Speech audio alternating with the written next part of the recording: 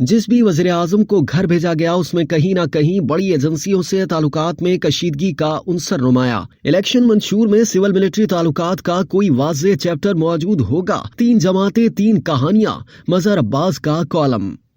Senior सहाफ़ी मज़हर अब्बास अपने column में लिखते हैं कि पाकिस्तान की 3 बड़ी सियासी जमातें पाकिस्तान पीपल्स पार्टी, पाकिस्तान मुस्लिम लीग नून और पाकिस्तान तहरीक इंसाफ के उरूज और जवाल की अपनी अपनी कहानी है। दिलचस्प बात यह है कि तीनों के ही ताल्लुकात किसी न किसी मरहले पर ताकतों एस्टेब्लिशमेंट के साथ कशीदा हुए जो इनकी हुकूमतों के खात्मे का बाइस बने। लिहाजा कम से कम इस नुक्ते पर तो उनका दुख मुश्तरका है और यही आज का सबसे अहम सवाल है कि आने वाले इलेक्शन में क्या उनके मंशूर में सिविल मिलिट्री ताल्लुकात का कोई वाज़ेह चैप्टर मौजूद होगा। अब तक पीपीपी के 10 निकात सामने आए हैं जिसमें ये पॉइंट मिसिंग है, जबकि मुस्लिम लीग नून और पीटीआई के मंशूर का इंतजार है। इस नुक्ते की अहमियत इसलिए भी ज्यादा है कि दुनिया में आज भी पाकिस्तान की सिविलियन हुकूमत को संजीदा नहीं लिया जाता और एक तासुर जो खासी हद तक हकीकत पर मबनी है वो ये कि हमारे यहाँ ताकत का सरचश्मा अवाम नहीं रियासत है। हमारे गैर मुल्की दोस्त साल से यही बात करते हैं, बशमूल हमारे पड़ोसी मुल्क के। पाकिस्तान में किसी से बात की जाए यहाँ वजीर आजम असल ताकत नहीं। अहम सवाल ये है कि क्या तीनों जमातों के दरमियान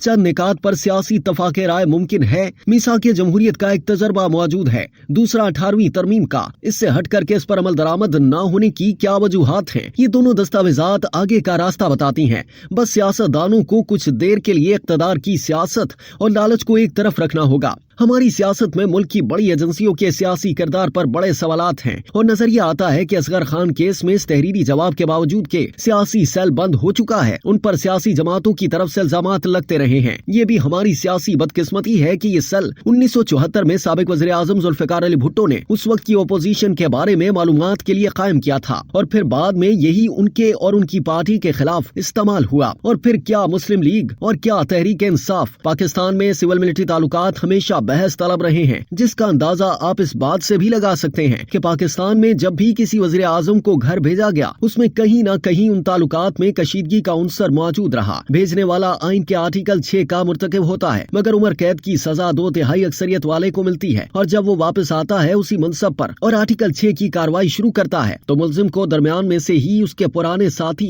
अस्पताल ले आते हैं और अदालत की ये हिम्मत ही नहीं होती कि उस पर सवाल कर सके। फिर वो मुल्क से बाहर भेज दिया जाता है और वज़ीर आज़म मुंह थकते रह जाते हैं और बाहर भेजने को ही गनीमत समझते हैं। यहाँ एक वज़ीर आज़म को एक और आमिर जिस पर आर्टिकल 6 का इतलाक होना था वो इस आइन में इस आर्टिकल रखने वाले को ही फांसी चढ़ा देता है और मुल्क में कब्रिस्तान का सा सन्नाटा रहता है। और फिर आइन शिकन 11 साल हुकूमत करता है, अपनी मनपसंद तरामीम लाता है और इस मुल्क की आला अदलिया नजरिया जरूरत के तहत आइन तोड़ने वाले को ऐसी तरामीम का इख्तियार दे देती है। एक खातून वज़ीर आज़म का रास्ता रोकने के लिए कभी मुखालिफ जमातों का इत्तेहाद बना दिया जाता है और ढिठाई से कहा जाता है हाँ मैंने IJI बनाई, चलाओ मुकदमा। मजाल है कभी कोई कमीशन ही बना पाए। फिर वही वज़ीर आज़म कहती है कि मेरी हुकूमत इस एजेंसी ने खत्म करवाई। फिर प्रेस कॉन्फ्रेंस में और असगर खान केस इसको साबित भी करता है मगर सालों चलने वाला यह मुकदमा और इसका फैसला फाइलों की नजर हो जाता है। एक और वज़ीर आज़म जिस पर लाडला और सिलेक्टेड होने का इल्जाम उसके सियासी मुखालफिन लगाते हैं सिर्फ उस वक्त तक काबिल कबूल रहता है जब तक वो लाडला रहता है और घर भेजने का फैसला उस वक्त होता है जब वो बहैसियत वज़ीर आज़म अपने इख्तियारात इस्तेमाल करने की कोशिश करता है। हम सब खुश होते हैं कि देखें एक आईनी तरीके से वज़ीर आज़म को अदम एतमाद की तहरीक से घर भेजा गया, ये जाने बगैर कि वो किसका एतमाद खोने की वजह से इक़्तिदार से महरूम हुआ। लिहाजा इस मुल्क में बड़ी जमातों के दरमियान कुछ निकात पर सियासी इत्तफाक जरूरी है। सिविल मिलिट्री ताल्लुकात सही मानों में एक आजाद और खुद मुख्तार अदलिया जहाँ आइन और कानून की हुक्मरानी महज नारा न हो, एक आजाद और गैर जानिबदार मीडिया, क्योंकि दुनिया में जमहूरियत का तस्वुर एक आजाद मीडिया के बगैर मुमकिन नहीं। सबसे बढ़कर कमजोर मईशत को कैसे इस्तेहकाम दिया जाए, इन निकात पर इत्तफाक इतना भी मुश्किल नहीं जितना हमारी इन जमातों ने बना दिया है। बड़ी सियासी जमातों का इत्तफाक होगा तो ही दुनिया को ये पैगाम दिया जा सकता है कि यहाँ जमहूरियत और सिविल बालादस्ती के तहत फैसले होते हैं। अब तक बहरहाल इन मामलात पर हम आगे नहीं बढ़ पाए और यूं सियासी जमातों ने आहिस्ता आहिस्ता सिविल स्पेस खो दी। जाहिर है जब इन्हीं बातों पर इत्तफाक राय नहीं हो सकता तो आप आगे की तरफ नहीं पीछे की तरफ ही जाएंगे। हमारी बड़ी सियासी जमातें जिनकी हुकूमतें कम से कम पिछले 15 सालों से तो किसी एक एक सूबे या मरकज में रही हैं। कोई एक जमात भी सिद्क़े दिल से ये दावा कर सकती है कि उसने अच्छी गवर्नेंस की मिसालें कायम की। ऐसे अस्पताल बनाए जहाँ वो खुद भी इलाज कराते हों, ऐसे स्कूल बनाए जहाँ उनके बच्चे भी जाते हों। क्या इस बात पर सियासी इत्तफाक राय नहीं हो सकता कि खुद मुख्तार बल्दियाती इदारे दरअसल सियासी नर्सरियाँ होती हैं? MNA और MPA का काम अच्छी कानून साजी है, इस पर अमल दरामद को देखना है, जिसके लिए किसी तरक्याती फंड की जरूरत नहीं। मगर जब भी बात ज़ेरे बहस आई, अगर मगर का शिकार हो गई। हद तो ये है कि 18वीं तरमीम का दिफा तो जोरों शोर से होता है, होना भी चाहिए, मगर हमारे ये रहनुमा खुद जरा जायजा तो लें कि वो इस तरमीम के तहत निचली सतह तक इख्तियारात को क्यों मुंतकिल करने को तैयार नहीं। इस तरह तलबा यूनियन की बहाली भी महज एक सियासी नारा बनकर रह गई है। याद रखें, इन सब पर इत्तफाक और अमल से ही सियासी जमातें आगे बढ़ सकती हैं और बड़ी जमातों में इन बुनियादी निकात पर इत्तफाक से दूसरी जमातों को भी साथ मिलाने में आसानी होगी। वैसे भी अब वक्त आ गया है कि मुल्क में जमातों की तादाद और बनाने के भी कुछ उसूल और ज़ाब्ते तय हों।